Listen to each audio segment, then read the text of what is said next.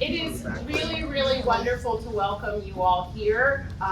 It is a reconnection in so many ways of different people we have met in so many different countries and corners of the world, but really to come together to celebrate and to share really, really good news, but also really to talk about how extraordinarily large the challenge is that faces us. So I'm Nicole Bibbins Sedaca, I'm the interim president of Freedom House, and it's just wonderful to have so many of you here to talk about this issue.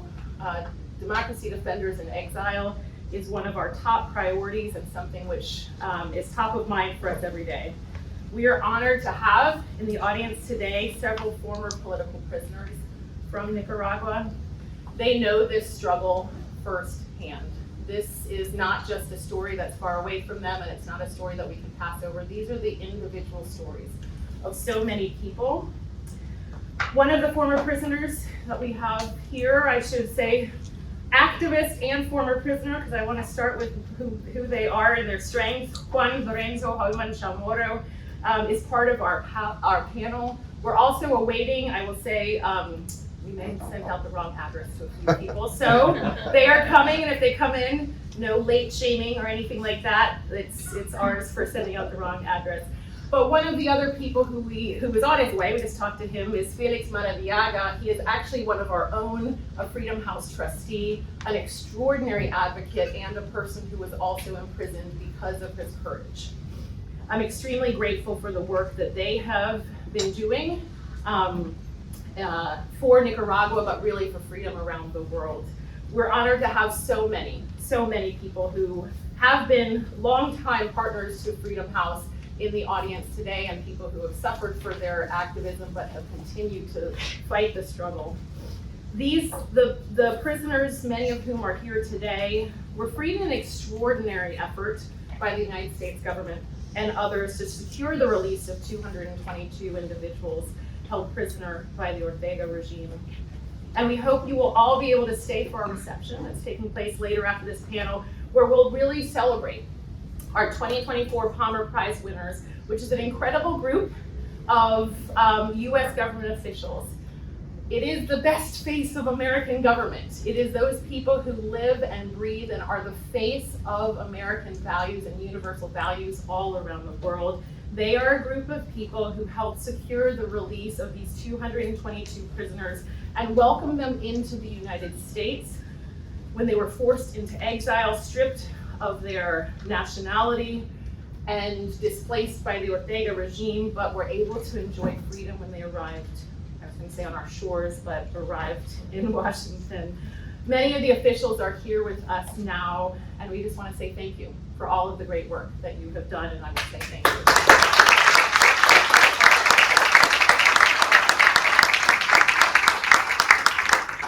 I will say, Patrick and I were just talking, I got to meet Patrick face to face when we were in Guatemala to talk about how we can support the Arevalo regime as it's in its early stages of really reclaiming and strengthening democracy in Guatemala. And it's so wonderful because he spoke of his time with these 222 people, and then now full circle as another group of political prisoners have been released and are enjoying freedom. He was also on the other side of the plane in Guatemala to receive these individuals, as President Arevalo did what most democratic leaders do, which is to stand with those people who stand for these values.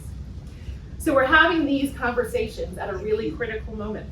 Freedom House has tracked 18 years of consecutive decline in democracy around the world, driven in part by the worsening repression of authoritarian rulers. And human rights defenders, democracy activists are the key target of those regimes. And they are the key target out of the fear that the regimes have for their strong voices. From harassment, violent attacks, unjust imprisonment, restrictions on freedom of movement, reputational damage, digital repression, and even crossing borders, sometimes into democracies to kidnap, to kill, to harass. It is very clear that dictators are using every tool in their toolbox to muzzle dissent. We have an extraordinary panel today. I'm very thankful to have all of them there. I'm going to introduce them if they can come up as I introduce them. They are all people who have incredible experiences, and they will be able to share them today. And what I want to encourage us is to remember that behind each individual are so many other individuals who have suffered very similar stories and have very similar courage to stand through their fight. But I'm very happy that we have their voices here. Quscondy Abdulshafi is one of our own, Senior Regional Advisor at Freedom House. Want to come join us? Quscondy began his human rights activism during his day at university, when he founded the Darfur Students Movement against the genocide in Darfur. He was detained and tortured before fleeing courageously to Uganda, where he and his colleagues continued their fight. They did not stop the courageous effort. They founded a think tank called Sudan Democracy First Group. He came to the United States, our great win, for graduate studies and sought asylum in the United States when it became too dangerous for him to continue his work even in Uganda. Juan Lorenzo Holmann Chamorro is the general manager of La Prensa, which is the oldest newspaper in Nicaragua and one of the oldest newspapers in Central America. Their tagline is Al servicio de la verdad y la justicia, in service of truth and justice. And his courageous work led to his imprisonment before he was forced into exile in the United States, and he continues courageously today. Frances Hoy is the Policy and Advocacy Director at the Committee for Freedom in Hong Kong Foundation. Frances began her activism at the age of 14. I'm a little bit put to shame that they did probably more before I went to college than I probably have in my entire life, but she started her activism at age 14, work which ultimately led her to also seek political asylum in the United States, and she is one of several overseas Hong Kongers wanted for arrest in Hong Kong on spurious charges, because we know that one of the most commonly used efforts by authoritarians is to tarnish the name of people and seek their arrest even when they are in free countries. So with that, I will join you and look forward to our conversation. All right, I will start with a general question. Everyone has mics somewhere, hopefully. So the theme of today's panel is defending democracy in exile. You are here speaking on this panel. You are far away from the homes that you were born in, but you are now able to tell your story. I would love to hear your story and how you ended up working here in the United States. And we'll start with Quscondy and come down the road. Thanks for being here. Thank you so much, and thank you everyone here. And salute to our forest service officers. And as Nicole said, this is the most noble job in the field of human rights and democracy someone can have, and you should be very much proud of that. Of your efforts and your work, you're on the front line receiving, some of very, very horrifying, people who are targeted detention. As Nicole said, my name is Quscondy Abdulshafi. I was born and raised in Darfur from the rural farming community. I was the first witness of war and atrocity when I was 7 years old. And I have saw the war and I saw attack in our village, and 71 of my relatives were killed that day. And I think that is where we were. I can still remember with my mom, we were under the tree, we can see the bullet like hitting the tree.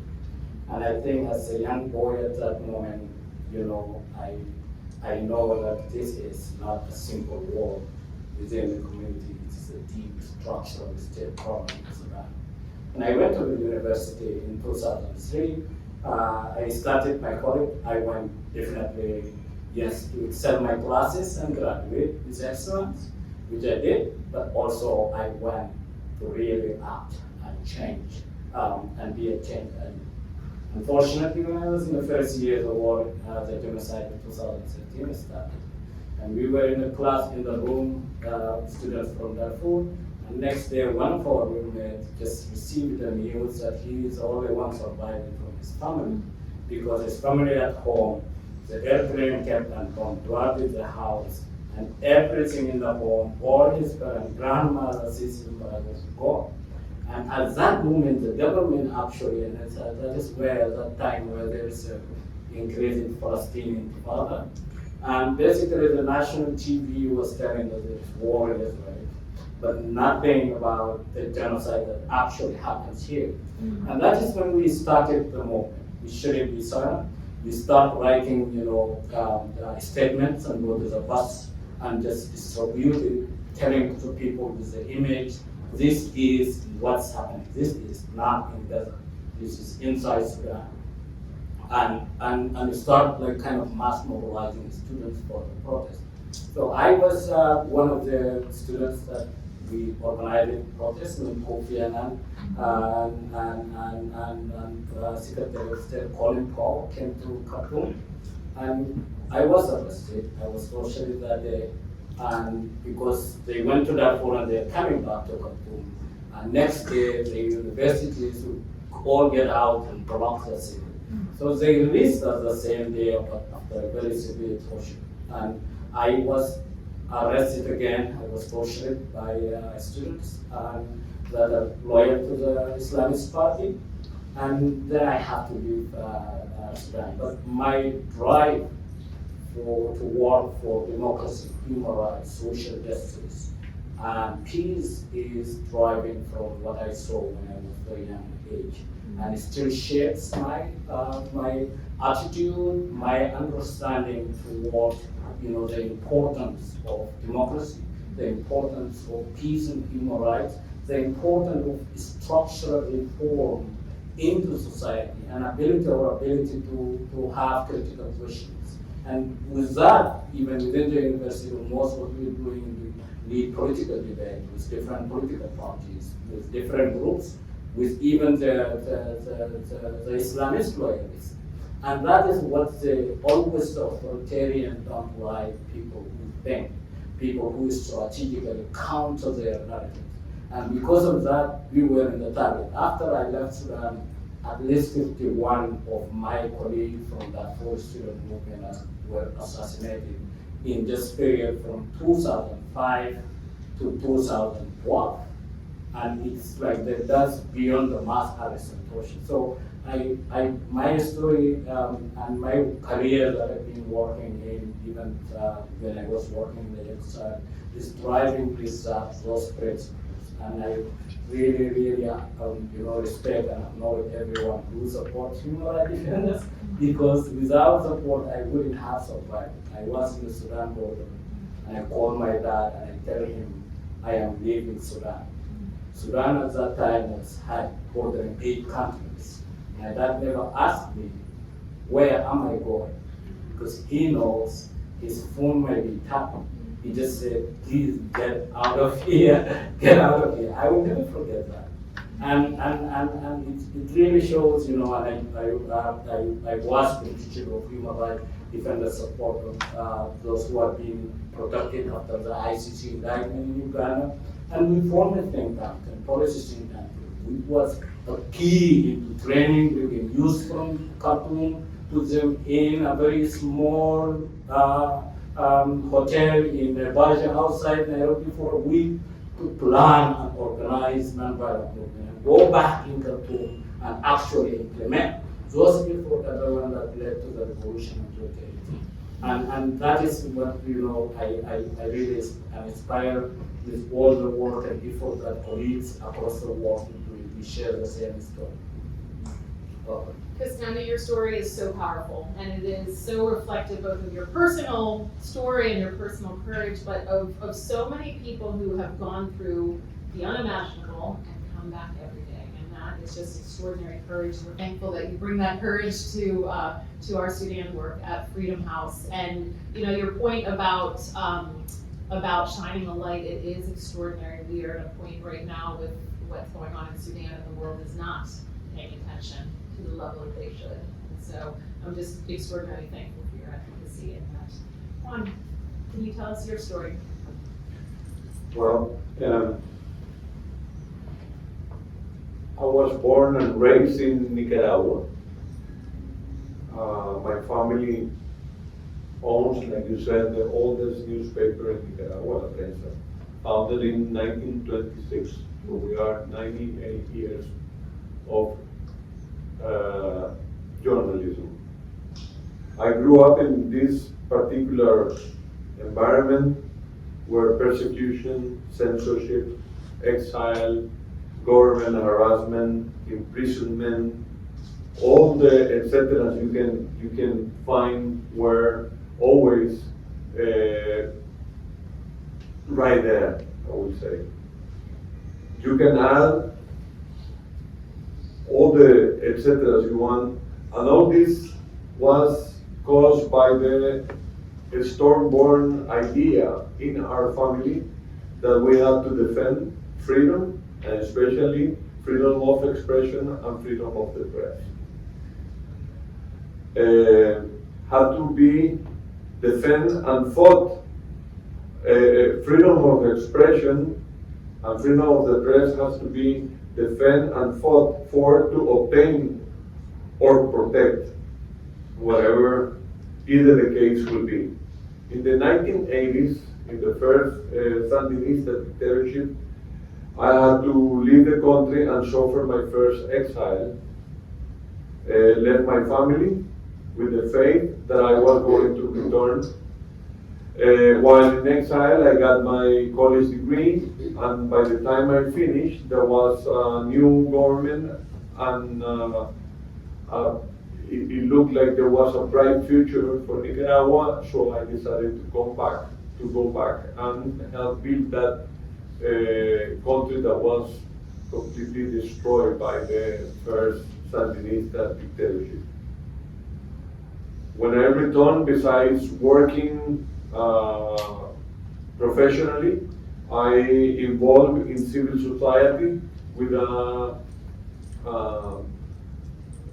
organization called INDE, the Nicaraguan Development Institute, where we did some work to enhance or to provide tools to entrepreneurs to develop their businesses and to especially to let them know what democracy and freedom was. Because in the 80s, there was no freedom, so no, people didn't know what free meant. In 2011, I was appointed to the board of directors of La Prensa, and but I was not involved in the day-to-day business. We were just part of the board of directors. But then in 2020, I was appointed, I will say, general manager of the newspaper. At that moment, when the dictatorship was hitting us very hard, we had the 2018 uprising that was controlled by the dictatorship. So it was very hard time for La Prensa. We had an embargo for paper, ink, and other supplies. We had tax harassment. We also had experienced harassment to our journalists and to our colleagues that work at La Prensa. They were doing their best to, I will say, kill us, to make us, pushing us to close. To close down. But like I said, our family is very stubborn, and we stood strong and prevailed. But on August 13, the government said, or the dictatorship, I should not call it government, the dictatorship decided to raid La Prensa. And they came into our facilities, they robbed, since that day they robbed our facilities, everything, all our assets, and they kidnapped me and brought me to a prison called El Chipote. Well, the dictatorship accused me of laundering money, in a monkey trial, I would say. No rights, where I met my lawyer the day my trial, and the judge said, you have 3 minutes to talk to your lawyer and decide how you're gonna defend yourself. And well, the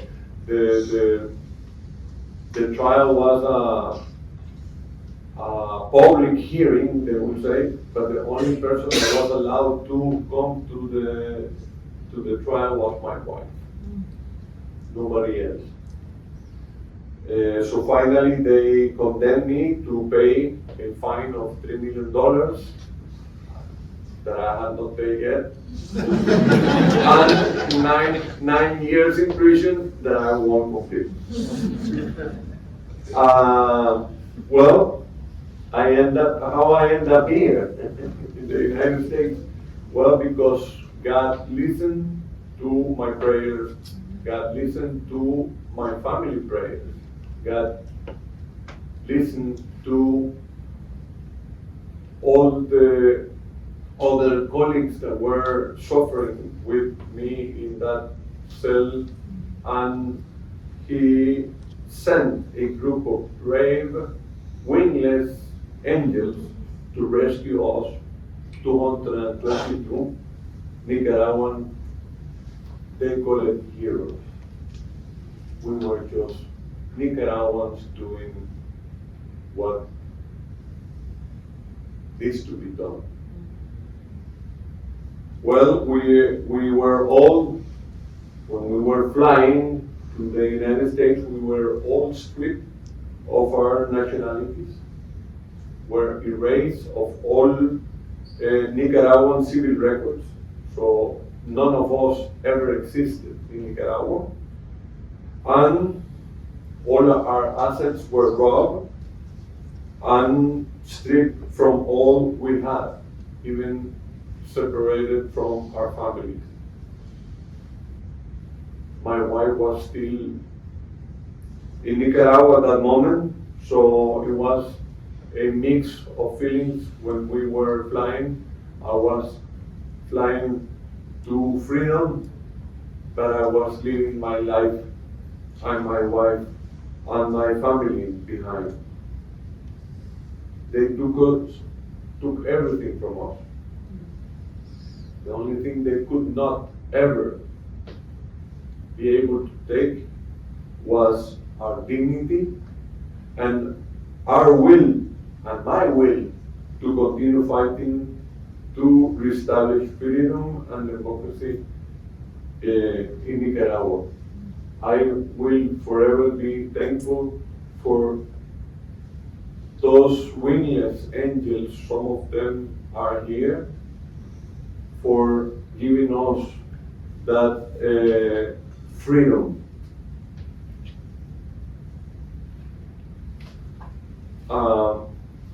But I am proud to say also that La Prensa has never stopped, not even for a single minute, to inform Nicaragua.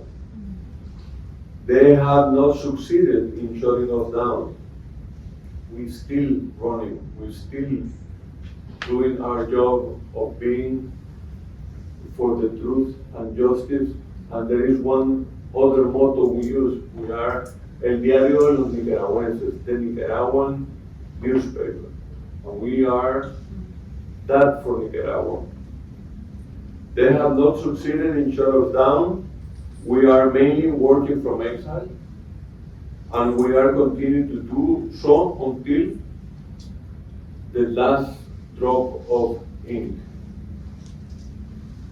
This is my story, but my story is no far away different from the rest. Listening to you is the same. And I guess when we listen to yours, it's gonna be the same, and it's the same to everybody. They all play this dictatorship. These dictators, they all play with the same handbook, and they copy each other. And well, But I think there is a fight between good and wrong, and dark and light will prevail. Thank you.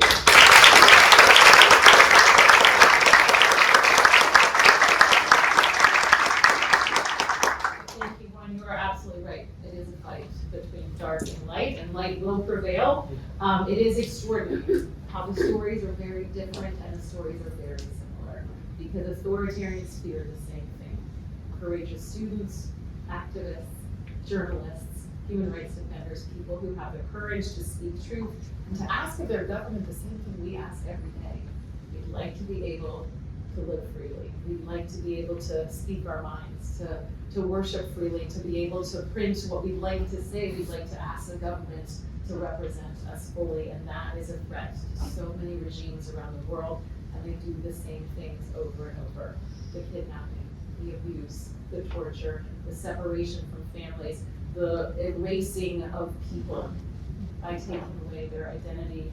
And yet, what I love is the stories continue because the courage and the determination for truth continues.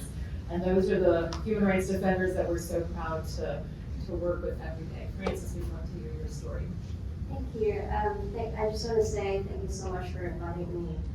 It's a great opportunity to sit next to two other freedom fighters, very brave fighters, and to be able to share my story, the story of a lot of Hong Kongers who are now behind bars, or those who have left Hong Kong, their dear home, to fight for freedom because of the values that we pressured and we continue to fight for that freedom. And I think it's very interesting that you talk about how similar all of our stories are. I found your story really resonate with what's happened with Abu Dhabi and Jimmy Lai. Jimmy Lai was charged with a Trump charge, and turns out he is sentenced to 4 years in jail, and he still has other trials coming up. And it's just interesting that how dictatorship all works so similar, and political prisoners continue to increase the number of it. Right now in Hong Kong there are more than 1,800 political prisoners, and that rate can compare to Belarus and other extremely unfree countries, and you wouldn't imagine that in Hong Kong 5 years ago. And so I think being able to sit here next to you guys is an extreme honor, but it also shows how much the freedom in Hong Kong has declined in the past few years. I'm Frances Hui. I am the Policy and Advocacy Coordinator at the Committee for Freedom in Hong Kong Foundation. You heard from the introduction from Nicole. I started my activism 10 years ago, since I was 14 years old. 2 weeks later, it's going to be my 25-year-old birthday, which is also the 10th anniversary of the Umbrella Movement in 2014. That is the year that I joined Scholarism, which is a student organization led by middle school, high school students, including Joshua Wong, who is now behind bars in Hong Kong. And what we did is that we opposed government's proposal to impose patriotic education, brainwashing education scheme to all the schools in Hong Kong. At that time, I felt that really related to me. It's so close. I don't want to take a test and that I have to write that I love the CCP. I'm Chinese, I'm a proud Chinese, not a Hong Konger, but Chinese, and I felt really violated to do so. And so I was 14 years old and I went to the streets, and I didn't know what my life would turn to be at that time. I just felt like this is an issue that's so close to me and I have to speak up. And I think that's something that I can't really find where it came from. It's not really my family, it's not really because of my religion, but you just see that when you grow up in Hong Kong, when you see protests happening all the time, the freedom of expression, the free press is so vibrant in Hong Kong. And so you grow up in that environment knowing that you have the rights And so it was fine back then. Go to the streets, participate in demonstrations. Up to 2014, I joined scholarism, feeling like I should contribute even more. And in 2014, we opposed the government's proposal to change the election system. We didn't have democracy, and they are trying to restrict the level of participation that Hong Kongers can have in those elections. So then I joined scholarism, and then continued to fight on the streets and call for democracy for Hong Kongers. And it was also that moment, because of the umbrella movement, that sparked my interest in journalism. I see how journalists were on the front line covering the protest. I want to be like them, that I could document what's happening on the front line. I could write about it, take pictures, videos, all that kind of things to make sure that everything is documented and inform the public. And then 2 years later, I came to the US. I pursued my degree in journalism, and at the same time, I continued to contribute to the civil society, in Hong Kong, but also try to advocate for a Hong Kong identity here in the US. And so leading up to 2019, the anti-extradition bill movement happened. The government proposed an extradition amendment, basically to allow Hong Kong citizens to be extradited to China for trials. And as you probably know, Hong Kong and China has two different courts, two different legal systems. Allowing the government to do so can also expand the possibility for politicians, dissidents, journalists to be extradited to China. And that's really a big violation to a lot of our human rights and the freedom that we used to enjoy. So 1/3 of the population went to the streets and marched against it. And at that time, I was based in Boston as a junior student in college. I also, mobilized the Hong Kongers who are here, spread across the world to organize solidarity, march and protest here to raise awareness on the issues, and mobilize other people, American citizens, to also talk to their members of Congress, to tell their neighbors or friends about the situation in Hong Kong in order to support the people of Hong Kong. And that can be considered as colluding with foreign forces in the definition of the Hong Kong authorities and the Chinese government. I went back to Hong Kong after I graduated in college, but then a few months later, they imposed a national security law, which criminalized acts of colluding with foreign forces. And at that time, when it was introduced and passed in the People's Congress, I didn't take it seriously. I really thought it was just a way to scare us and intimidate us. But then I think when it was implemented, I think a few days later, a lot of my friends reached out to, some of my friends reached out to me. They advised me, Francis, you really have to consider your safety. You would be arrested very soon. I didn't take it seriously again. I chose to stay. But then I received another very reliable government source that I'm on the list. And very sooner or later, once the department is set up in Hong Kong, once they start their operation, you will be arrested very soon. So it took me about a week to think about it, and I still remember just 2 hours before the original flight, I was still screaming at my house, telling my parents, I don't want to go, please don't force me to go and stuff like that. But it was really because, the main reason I left is not because of I'm scared of it.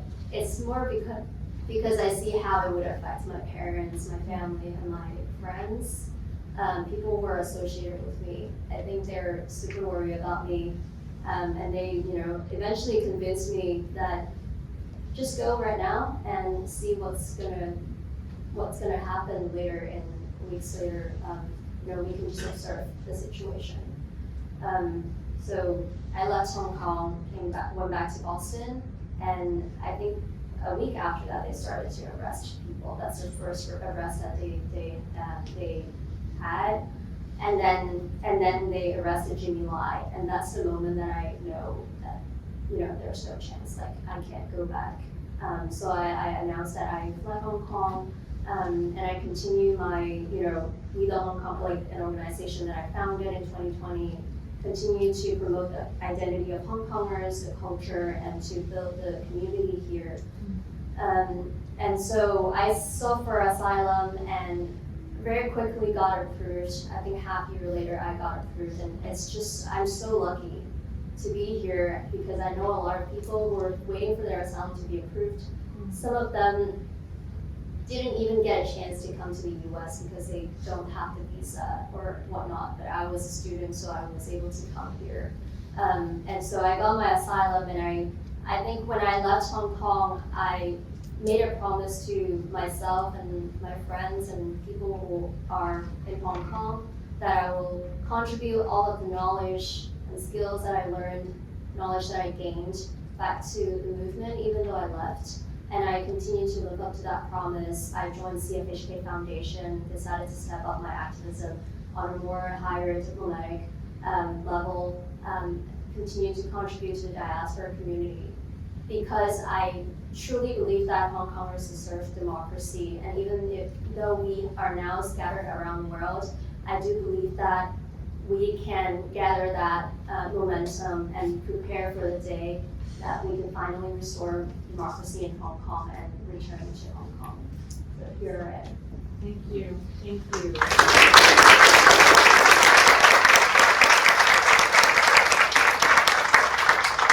I'm looking forward to that day when we are in Hong Kong and Sudan and Nicaragua having a glass of wine or a cup of tea to celebrate that day. And it will come. It may take longer than we all hope.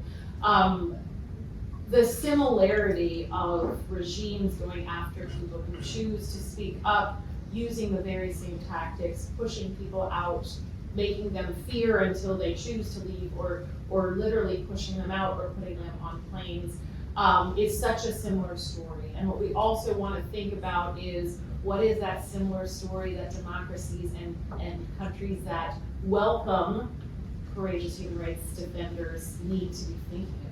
What is that similar collaboration and that activism look like if democracies are to stand up for the emergency assistance that people need as they are in countries, as they are going to open their doors, give visas, give status, give work permits, and provide support, because at the end of the day, it is in the interest of all of us in the democracy community that courageous activists like these three continue their work, even if they can't be at home, that they are supported fully in their ability to do their work. So what I'd love to do is just go back down and talk specifically about the individual countries and what activists outside can be doing, how democracies can be supporting the fight, because the struggle is still extraordinarily dire in each place. While I do this, I will also say, if you're standing in the back and you want to sit in the front, feel free. It's not gonna hurt anybody's feelings, but I just wanted everyone to be comfortable. So let me start with you, Quscondy. The conflict in Sudan is unbelievably dire. The stories are not coming out as fast as they can and should be, but those that are coming out are absolutely devastating. The stories of abuse, the stories of violence, sexual violence, physical violence, intimidation, death, and the humanitarian crisis are at a level that is really almost hard to understand, and the levels of hunger that we're now seeing. There are so many wonderful activists like you and others who are outside of Sudan.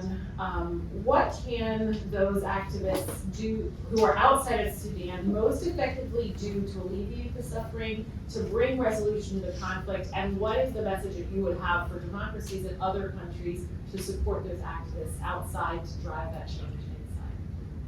Yeah, thank you so much, and really touching stories.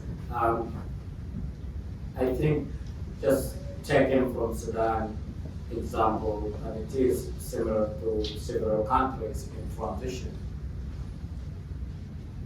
When you push the autocrats outside the power, it doesn't mean that is the end of the autocracy. And I think what would happen is that, and in Sudan case, is a typical example that you don't have to take the change, even how little happens, for granted. And I think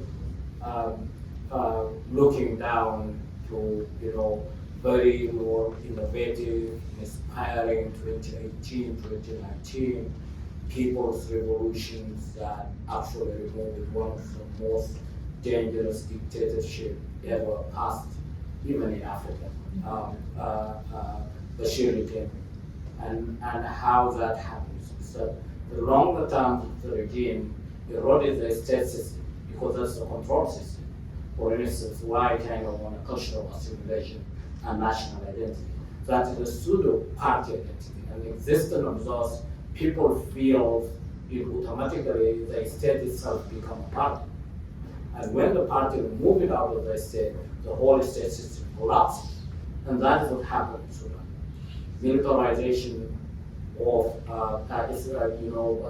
politicization of the national institution, all the way from banking system, security system, intelligence system, military, everything is being politicized. The first 2 years of Islamist rule, they dismissed more than 21,000 functionaries, those people who work on the key institutions, education, health. Who replaces those? Replaces those from double training, but loyal to the party, and those become the state. Through the 30 years, all that change continued to happen. So when people removed the government, we found out that we don't have a national military institution, secure the system and the state. We don't have a proper banking system. It's just global illicit, criminal, whatever it is that are there in the country. And I think suddenly we get a very biggest cost. And the biggest cost is that within those 20 years of the regime, so we get rid most of the oil because after secession of South Sudan, it went with the South Sudan. So they have their enough troubles as well because of the oil. But we have exploited the high deposit of the gold. And that gold generates billions of dollars a year. And those billions of dollars are come out of the illicit exporting without taxes, without it. The biggest beneficiary of those golds are external actors and the United Arab Emirates. To save those interests against any revolutionary change, you have to create a strong parallel militarism. And that is where RSF comes. RSF, they provide those irrational mercenary service in Libya to save Benghazi oil to the UAE, but also in Yemen to save, Saudi and UAE from Houthis. But biggerly, they provide this illicit security service all the way from Sudan, Darfur, to Central Africa. And for them, losing this, because if you have democratic governance, you don't need to have a militia, you need to have a state military that are controlled by the democracy and by the people. And everyone that salary from the military comes from the state. These are checks that comes unnumbered, multi-trillions dollars of the budget. And because of that, people are waiting for democratic change. It did not happen because you have a lot of external influence. And that is where, I think, after the conflict happened, it was not military against the people. It was some military against military internal problems. And that is like having more external influence. It is easy if the military is against people because people want that war and they will win because you use nonviolent tools. But these are people fighting, destroying all the cities, and there's no way for nonviolent movement when you are in active warfare. And I think what we did and many other Sudanese democracy activists is first of all we created Sudanese youth are very innovative. We were able to bridge the gap of the state absence, meaning that create emergency rooms. There is no government. These are the people who actually create centers where they provide food to the people. They actually replace the absence, the failed state, but also absolutely failed international relief system to provide aid to those people. So they are bridging that gap by themselves, and they are alternative state right now, in different places where this are. But we do also like things that we are doing even here at Freedom House. We are trying to capture tens of thousands of terabytes of data of every evidence. And this data is absolutely tailored in any particular crimes that are recorded, and those data have been used for now to inform policies, but also for future justice and accountability. Meaning that we are watching every piece of video that is shared. We have, there is other tools like US satellite that do observation from the air. But also we are bringing the civil society to reorganize themselves and create some sort of de facto legitimacy within this chaotic context, meaning convening the civil society and working with. But I think most of this also work is ICC and fact-finding and all of this. We have a very big delegate that comes to the UN General Assembly. But what we want, what I think as somebody who's really very much close to the policies, particularly international policies, towards addressing the situation in Sudan is very disappointing in different ways, is that because of the conflict paralyzing the state, the same also paralyzes the effort to address the state. And it is very difficult when external spoilers are so powerful. You have UAE that can make a contract with UK for $100 billion. You buy that for $1 trillion in the US. And you Sudanese claiming that these people can, nobody cares. And that is why it's very difficult for the policy to address, because the arm is growing within an hour. Okay? Technology that is very advanced, that is very difficult. As much as there is an incentive for violence, for the war, as much as there is arm flowing into the country, it is very difficult. And it is so far what is being behind is our ability as international diplomatic systems to really make the cost of war higher than the benefits the belligerents get from the war. So far, sanction system failed. So far, diplomatic pressure failed because the war business is still booming in the country. And I think we really need to revisit the collective effort, collaborative effort, to mostly engage with the Sudanese human rights activists, civil society who are genuinely connected and very much interested and still fighting for democracy to return. So far, the gap is very high on what's happening, what people want, what are the reality, and what happens along the corridors of the diplomacy and politics. It is indeed extraordinarily complex and difficult, and the role of the external actors and the role of the market around it is exacerbating the human suffering. Juan, earlier this month, we heard the good news, but the very mixed news of 135 courageous Nicaraguans, political prisoners that were released, and they went to Guatemala, and then they were subsequently stripped of their citizenship. And the point you made about being erased has massive implications for people's children to be able to claim their parents, or for people to be able to claim the benefits in a society, or for people just to have a connection. Based on your experience, what would your advice be to those 135 people who obviously are celebrating their freedom, but are also mourning the loss of what the regime continues to do to them? And what would your advice be to the international community to support them in these days? My first words to some of them was, do not worry. First of all, you are free. And God will provide. God will provide in the same way He accompanied you through your suffering when you were inside those cells. And He set you free. He will also provide to rebuild your life. That was my first words to them, because the first days everything is confused. I mean, at least for me, that was, and for other of my colleagues that were suffering the same isolation that I was suffering, was like, everything was like, wow. I mean, like, I don't know, the first day you go to a 7-year-old go to Disneyland, everything is wow. Yeah, and it was like it was a dream. It was a dream. I mean, everything looked so bright and shining and amazing.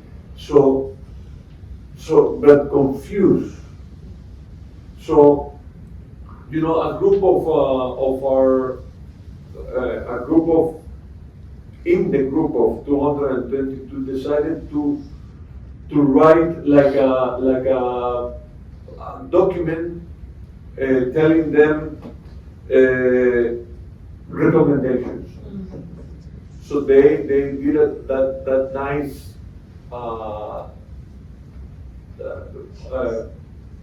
job, I would say, of writing down everything from simple things to the very difficult tasks ahead of them, like don't jump into conclusions on where to go or how to go. Try to see how your family reunion, and I don't know, a bunch of recommendations, I would say. And I was talking to Patrick just a while ago, and I told him, well, you learn a lot from our experience, and you play it a different way, trying to go around the difficulties that we faced at that moment. We were the laboratory pigs, you know, at some sense. And I don't blame the way, not at all. I mean, I am forever grateful for them to setting us free, to giving us back the opportunity to regain our lives, and to some of us to continue doing what we were doing. But the situation was like, you know, either you take them now or you don't take them. That's what I understand happened. And they said, you know what, I'll take it. Some of the 222 were people that I would say people that how can I explain? People that are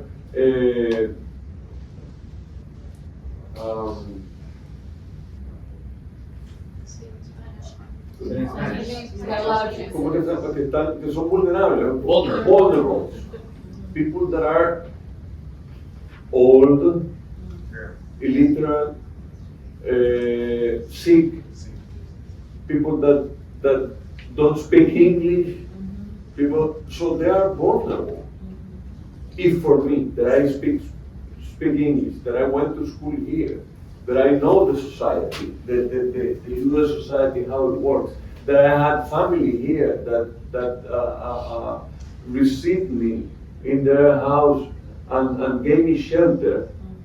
For me, it's been difficult. I can imagine for this, and these vulnerable people, there are some people that don't have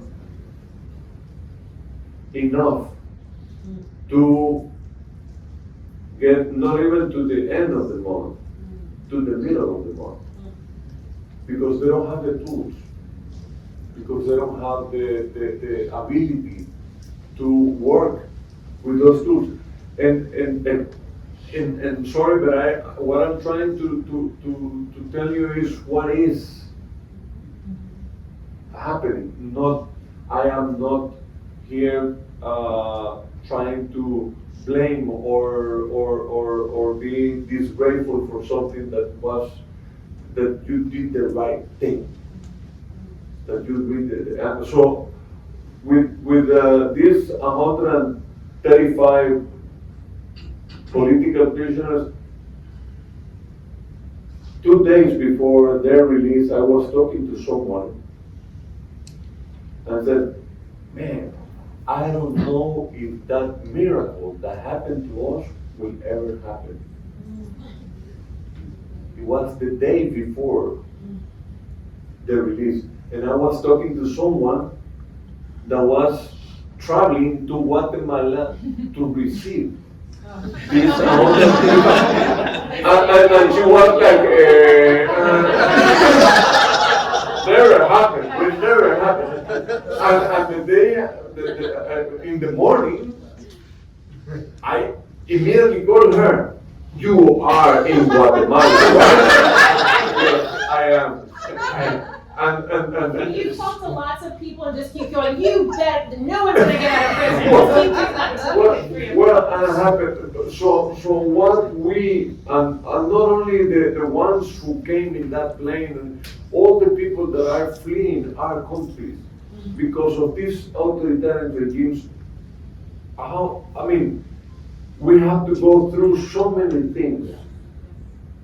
And we will never get over all that until we go back to Nicaragua, until we go back to Sudan, until we go back to China, because that's the way it is, it's nature. So, a lot of prayer, I would recommend, a lot of prayer and a lot of thinking, and for the young guys, study. Go and get your degree so you can be helpful for your society when we go back, because we're gonna need it.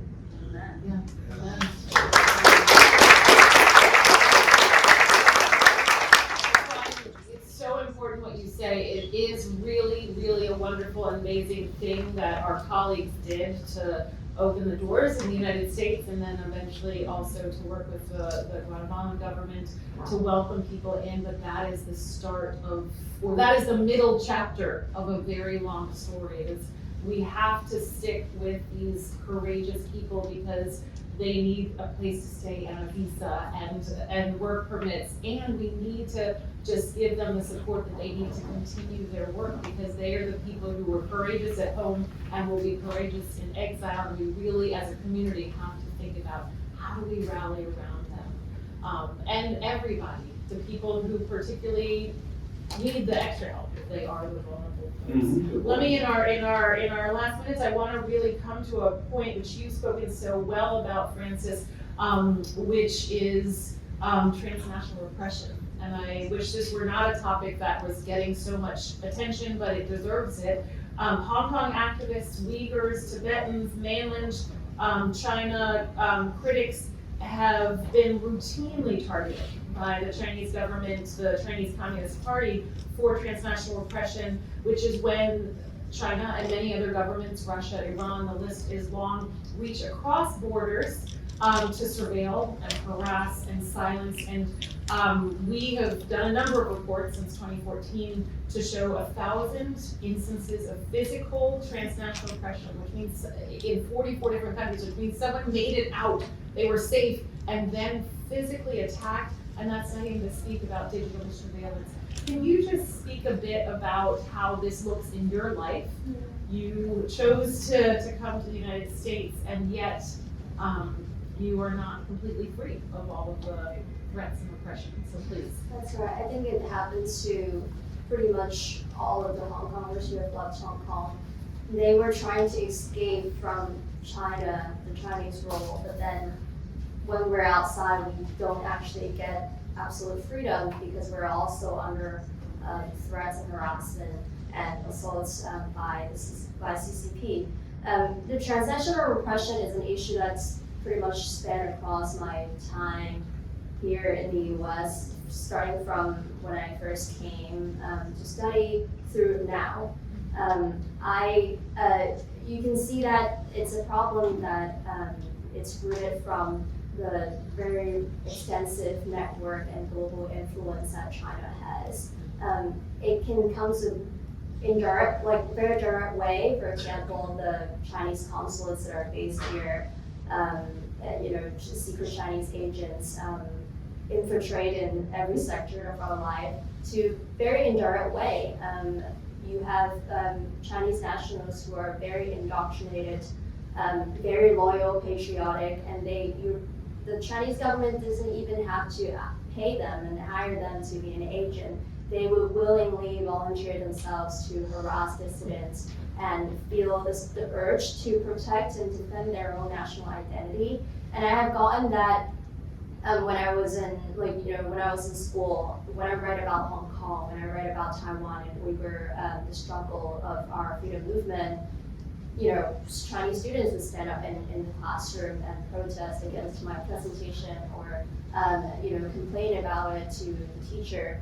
In 2019, when I organized, rallies in Boston and in the US in general, I have gotten, physical assaults. I was followed to my home by, identified individuals physically. I received physical threats. People talked about bringing firearms and guns to our protests.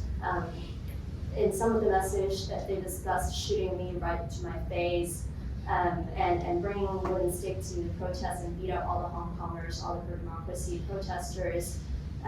These happened way before when freedom was stripped from Hong Kongers in 2020. It started so early on, and it's something that not a lot of people pay attention to. But then after a lot of Hong Kongers left, and when in 2020, I think more and more people, more attention are put on the transnational repression committed by the CCP. Finally, we're starting to see the U.S. government really putting their energy and efforts behind it. So in 2021, or last year, the DOJ indicted one of the people who were a secret agent hired by China. He is a Chinese American, and he was also responsible for spying over my activities in Boston.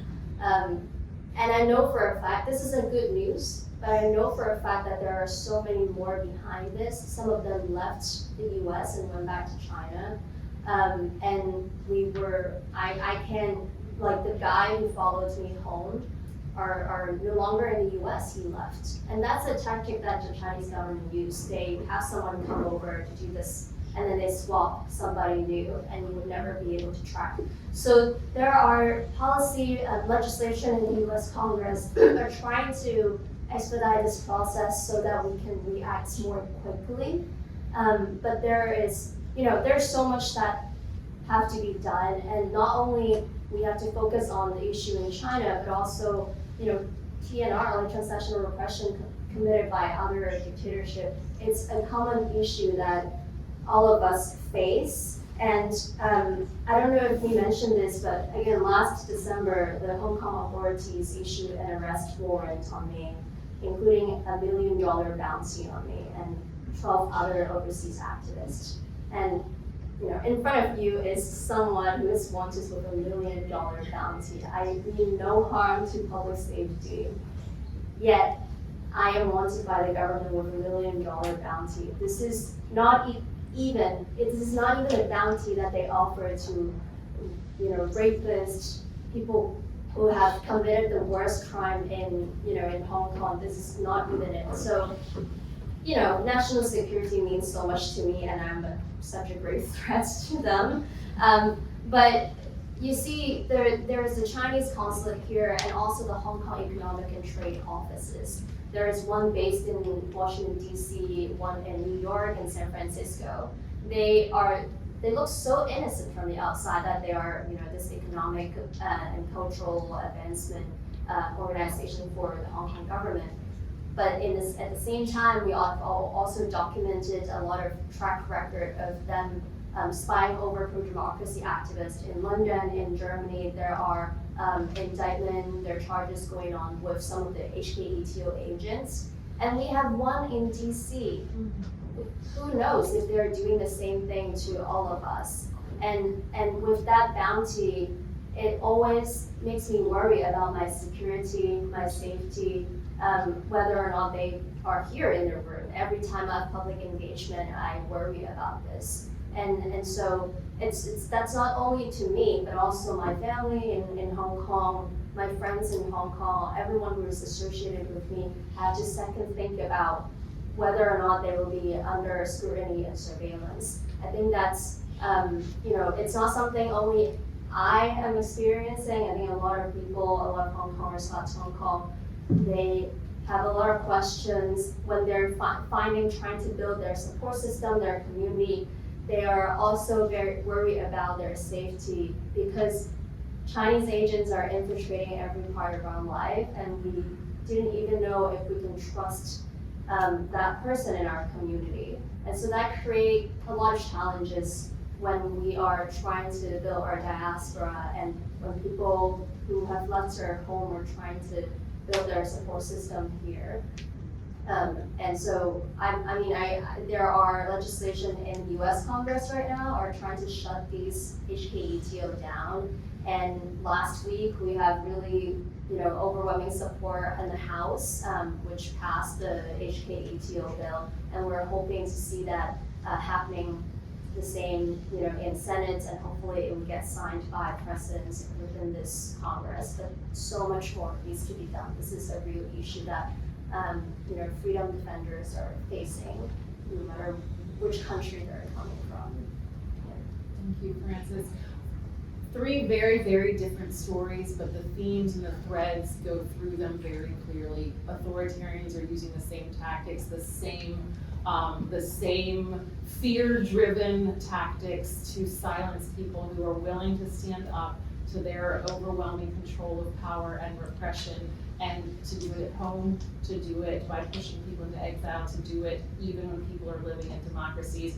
And it's a call for all of us in this community to push democratic governments, to push those organizations working on democracy, to have as well coordinated a plan and as relentless of a plan to support democracy defenders in exile as the authoritarians are using to try and silence them. Please join me in thanking our three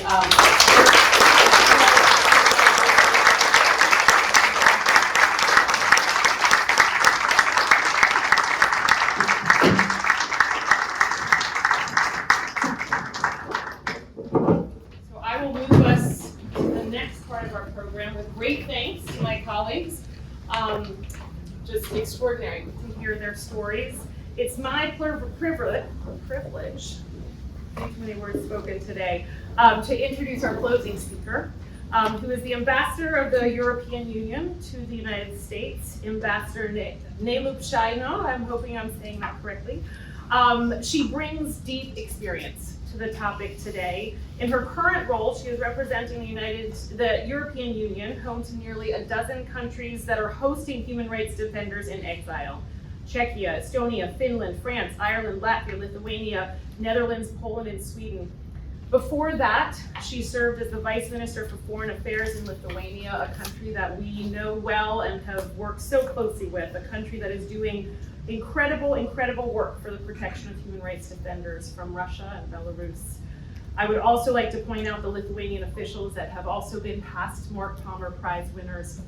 We are grateful for all that she has done in her past roles and her current roles, and really continues to do to support human rights defenders, and we're thrilled to have her here. So with that, let me turn the dais over to you. Thank you so much.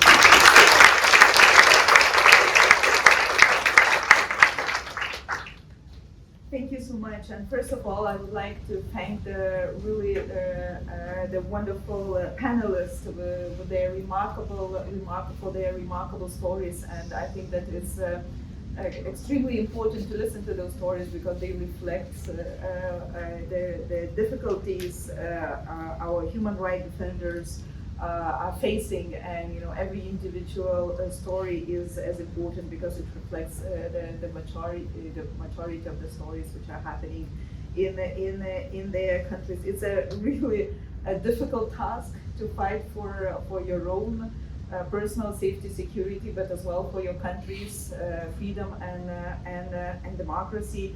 And especially if you are not at home, you are not supported by your friends and families. I think that's really the very difficult task. And also I want to thank the Freedom House for doing this tremendous job to promote democracy, freedom, and human rights. And it's not really a big secret that these are actually the European values, and the EU is trying to do its part in order to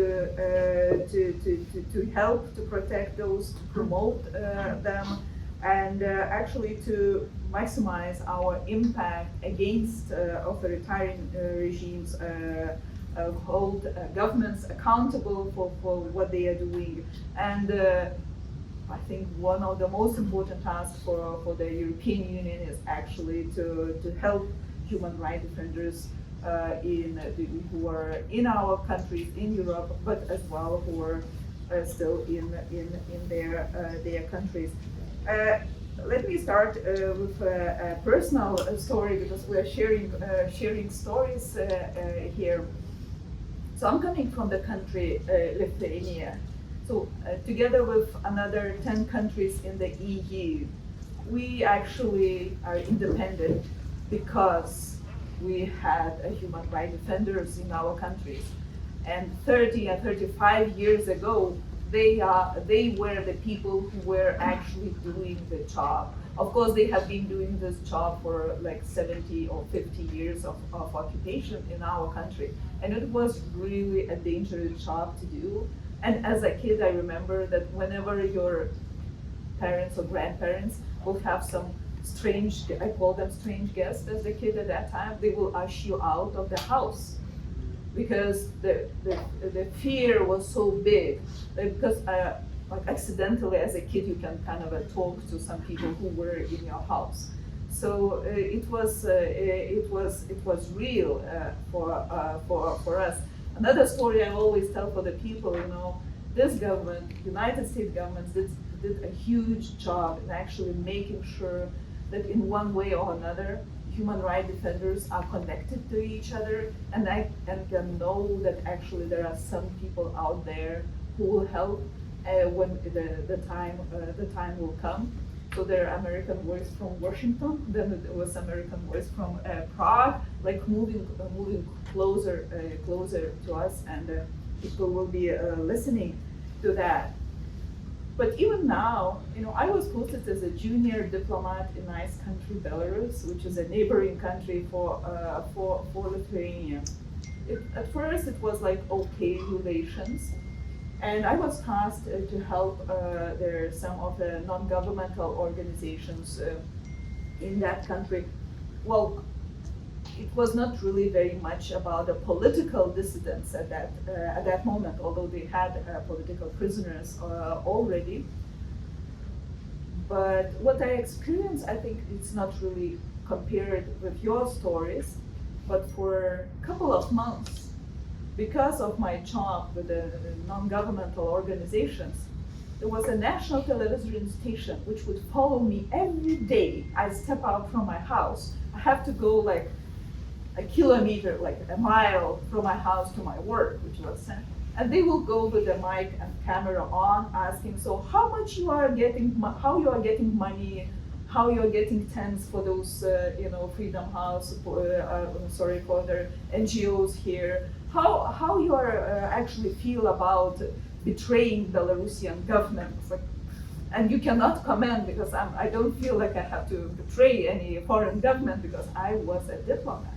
So I don't even want to imagine that if they are treating diplomats like this, how they actually are treating their own people who are defending the other ones who are in a vulnerable situation, as you mentioned, and actually the thousands of people they keep from saying. And I think that I'm sure that in this house and in this crowd, we remember all the time that when one of the honorable co-chairs, Eleanor Roosevelt, was actually the pen holder of the human rights, of the Universal Declaration of Human Rights, and I'm sure she wrote not one and not two sentences in that, and we are celebrating 75th anniversary. We were celebrating 75th anniversary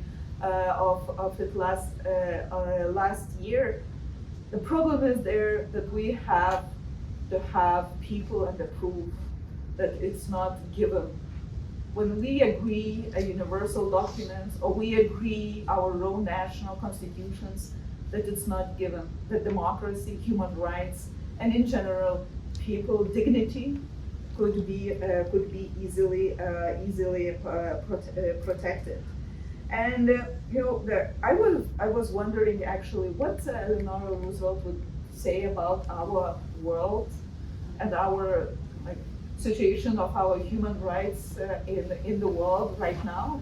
I'm sure she thought that when we are in 2024, the world will be a much better place, and everything will be done, and no need to fight anymore. Although the World Report is stating that it's the 18th consecutive year when the human rights situation is actually not improving, and it's due to the widespread problems in election integrity, attacks on basic human rights, freedoms, armed conflicts, and definitely authoritarian aggression.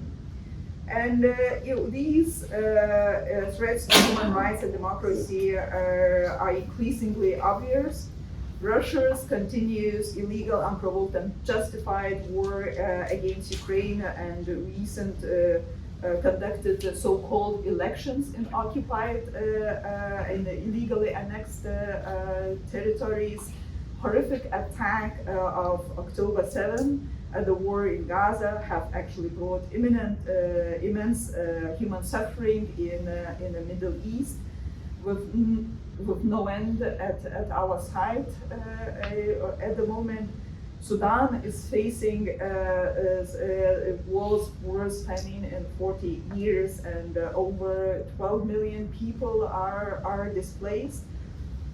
Because Maduro clung to his power and in Venezuela and brutally oppressing his challengers, the people who think differently. And these are just few examples which usually our people, the people who are maybe not so much involved in the NGOs and fight for freedom, they read about that every day. But there are many more things happening where the journalists are not even allowed to do their job, where they cannot bring to light actually what is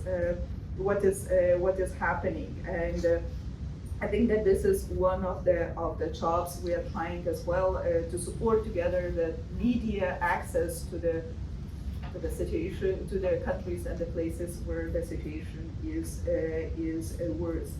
Of course, as coming from the European Union, we are really proud to stand with the human rights defenders all over the world. We have more than 100 delegations around the world, and who are actually tasked by every day's job to support and protect human rights champions, particularly through the protectdefenders.eu mechanism, which actually provides emergency grants for relocation, judicial assistance, medical support, and other services to human rights defenders. And of course, we, as a diplomats, doesn't really very much matter if it's a EU diplomats or it's our member state diplomats. We really try to put our effort in visiting political prisoners, attending the trials, trying to do at most what is actually possible in talking to people, to try to make the diplomacy work, which is not an easy task, and we have to acknowledge we not always succeed on that. And we have actually, even if sometimes you cannot have the dialogue or political dialogue with the government. We have actually human rights dialogues with the most important groups in one or another country worldwide. So right now we're counting them 40, and number is actually increasing. In 2023 alone, we have supported 7,000 high-risk defenders, family members, and organizations to address their restrictions and their threats in more than 100 of the countries. And again, this number is growing. One thing which I think is we have to have in mind that maybe a European Union or some other democratic government is not sometimes flexible enough. It's not really, sometimes doesn't know what exactly we need to do. So anything what we have in our toolbox is actually not carved in stone. So the things which we need to do, we have to know from you. Because you are doing everyday job, so you most probably know even better what is needed. If it's a grant, if it's a I don't know, in Belarus that time it was relatively easy. You just have to make sure that the people get, for example, some extra food, some extra clothes in prisons. So the lot of different things we can do. We are working right now on the visa facilitation to make sure that when the situation happens, that people can actually really smoothly get possibility to leave the country. It's not that we encourage that, but we do understand that sometimes it's really not sometimes. Well, sorry to say it's not sometimes, but it is a necessity for some. And I think that one of the things I have to recognize that our cooperation as the EU-US cooperation in this field, and recognize colleagues of US State Department and as well Agency for International Development, and they're really the effort to help as much as possible.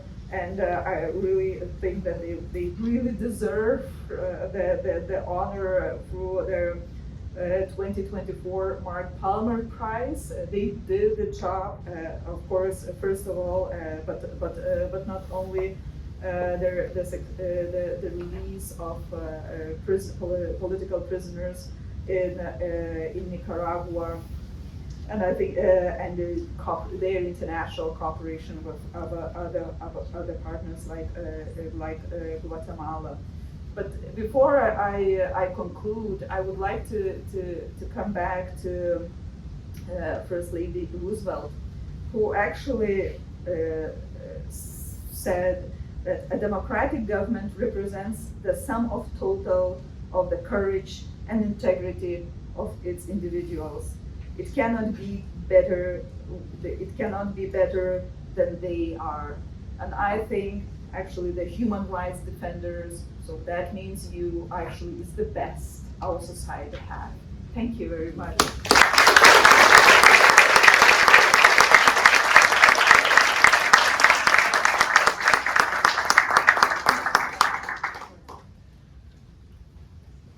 So thankful. A Lithuanian diplomat who is quoting Eleanor Roosevelt, my heart is full.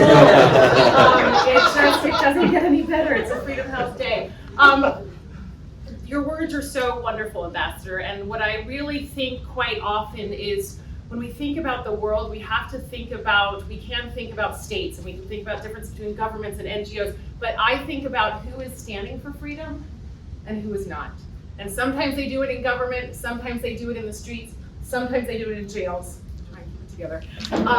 But we are all on the same team, and I think that's the most important thing. And the ambassador is saying that we have to listen. We have to listen to those people who are courageously standing for this, for the people who are sitting in different halls of power, who have the ability to stand together. That's the important message that I want us to take away from today. The Lithuanian government has been exemplary in their foreign policy. The US diplomats that we were fortunate to honor, who stood for the best of what the United States government stands for by welcoming people and by facilitating them, arriving in Guatemala as well. That is what the best of democratic governments look like when they stand with our allies around the world. I'm so thankful that so many of those activists are in the room today, people who have stood for freedom and democracy in their own country, who have brought that to the United States. It's an opportunity for us to remember. We are all standing together. We are gonna fight for democracy and human rights together, and it's got a big hill ahead of us, but we will do that together. And importantly, we have a reception with food on the other side of that door, and we will open that up. But I just want to invite you all really to celebrate our colleagues who were our Palmer Prize Award winners, celebrate our Nicaraguan colleagues who are now our fellow residents here in the United States, and celebrate everyone who's really come together tonight to talk about freedom and democracy. So with that, I welcome you to our reception. Thank you for coming.